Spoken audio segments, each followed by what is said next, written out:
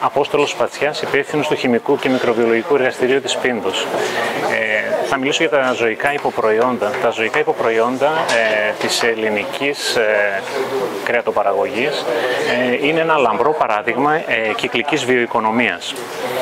Πολλά από αυτά χρησιμοποιούνται αυτή τη στιγμή για την παραγωγή βιομάζας και για την αντικατάσταση ορυκτών καυσίμων, μετατρέποντας έτσι σε περισσότερο πράσινο, περισσότερο φιλική προς το περιβάλλον την παραγωγή κρέατος.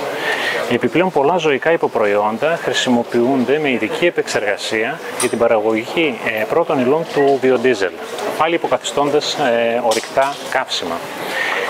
Επιπλέον, γνωρίζοντας ότι ο κλάδος της ελληνικής υδατοκαλλιέργειας είναι πάρα πολύ σημαντικό στρατηγικά για τη χώρα, πολλές από τις μεταποιημένες ζωικές πρωτεΐνες χρησιμοποιούνται σαν πρώτη ύλη στον κλάδο για τροφή, στον κλάδο της ιχθυοτροφίας.